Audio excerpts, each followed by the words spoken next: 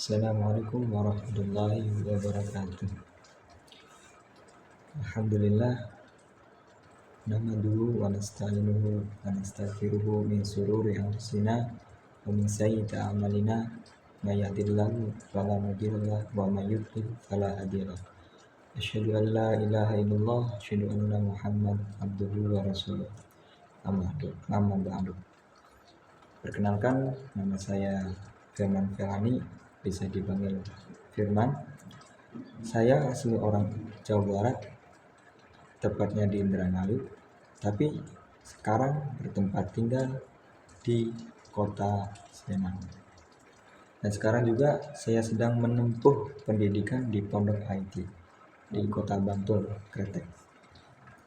Nah, adanya saya di sini, saya ditantang untuk membuat sebuah video tentang kesimpulan atau pelajaran apa yang saya dapat selama 1 bulan di pondok ini. Jadi itu ada yang di sini ada yang namanya sistem tarbiyah, yaitu dari bulan pertama sampai bulan ketiga. Nah, pada bulan pertama ini saya ditugaskan untuk membuat kesimpulan pelajaran apa saja sih yang saya dapatkan dari pondok IT ini, yaitu sekilas. Nah, lanjut tentang sistem tarbiyah ini. Jadi di pondok IT ini, pada masa tarbiyah kita difokuskan untuk membentuk karakter dan habit yang bagus. Nah, di tarbiyah ini juga banyak pelajaran seperti ada akhlak, ada fikih, ada tahsin, dan lain sebagainya. Lebih condong ke pelajaran agama seperti itu. Dan ada pula pelajaran mindset. Nah, sebenarnya banyak sekali sih yang saya dapatkan selama 1 bulan ini di Pondok IT. Cuman saya akan lebih fokuskan ke satu pelajaran yang menurut saya itu ya lumayan berpengaruh di kehidupan saya, yaitu tentang pelajaran mindset. Nah, waktu itu yang membawa pelajaran mindset adalah founder Pondok IT sendiri, yaitu Abirul. Nah, di sini beliau membahas tentang 5 kunci sukses untuk merubah hidup. Jadi beliau memberitahukan kepada kami nih santri-santri baru bahwa ada cara untuk merubah hidup itu. Yang pertama tuh ada yang namanya informasi, yang kedua pengalaman, yang ketiga tujuan yang besar, yang keempat lingkungan, dan yang kelima kebebasan. Nah, dari kelima tersebut semuanya tuh memang komponen yang saling melengkapi gitu, saling mendukung. Nah, di sini saya mau masuk ke poin yang pertama, yaitu tentang informasi. Dalam kehidupan sehari-hari, kita selalu mengkonsumsi informasi yang lumayan banyak. Entah itu dari internet, dari sosial media, dari website, atau dari lingkungan kita sendiri. Nah, kita harus memperhatikan bagaimana cara kita menyerap informasi tersebut. Nah, jangan sampai kita menyerap informasi yang negatif gitu, karena itu berpengaruh dalam cara berpikir kita. Apalagi kita sering menonton video-video yang kurang bermanfaat. Nah, itu kita harus memilah dan memilih benar-benar apa sih yang kita masukkan ke dalam otak kita. Nah, beliau Abirul menjelaskan bahwa informasi itu sering didapat dari 3 hal ini, yaitu bacaan, tontonan, dan pergaulan. Nah, yang pertama bacaan. Apa yang kita baca itu bisa menjadi prinsip atau pedoman kita menjalani kehidupan. Semisal kita membaca tentang sebuah filosofi kehidupan, maka informasi yang kita serap dari buku tersebut tentang kehidupan, bagaimana sih caranya bahagia dan bagaimana sih menghindari cara-caranya untuk tidak terlalu khawatir menurut buku tersebut sesuai informasi yang ada pada buku tersebut. Nah, setelah itu,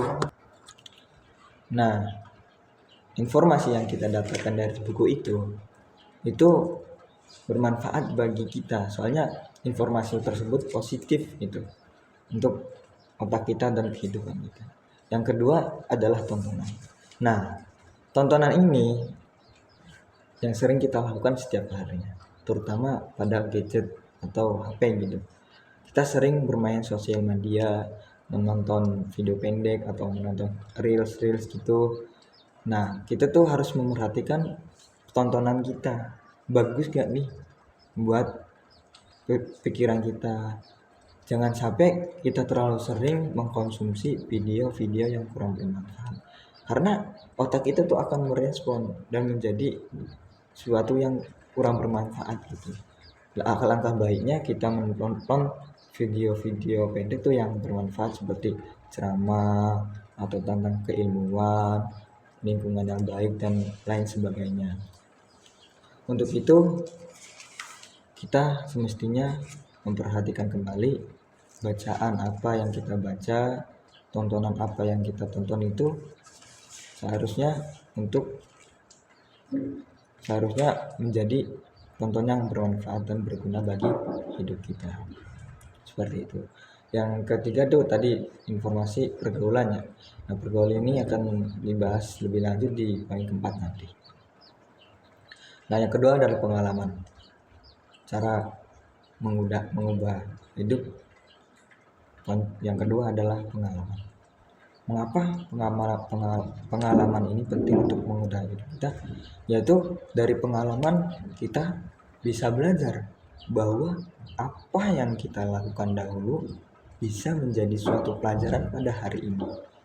Contohnya, jika kita melakukan kesalahan yang dulu, berarti kita sudah tahu nih akibat dari melakukan pekerjaan ini.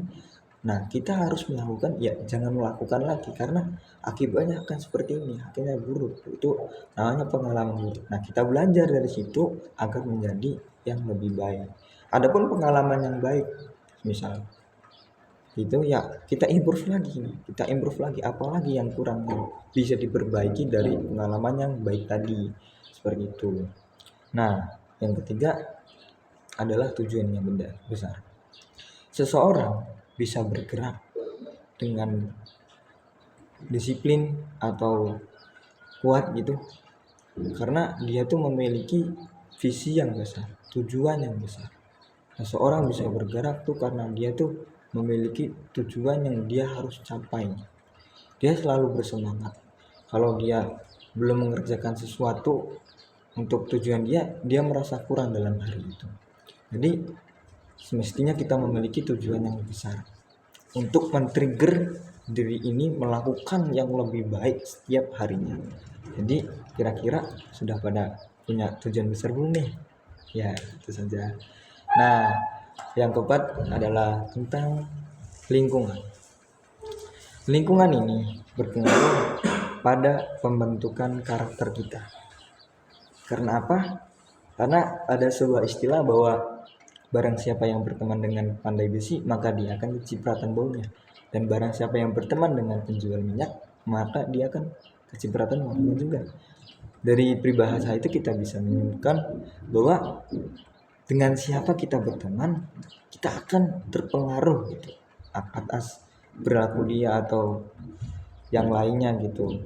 Ya, nggak semuanya, cuman dominan besar ya. Lingkungan itu sangat berpengaruh. Banyak kok yang tadinya contoh kayak belum rokok masuk ke lingkungan merokok, dia jadi ngerokok.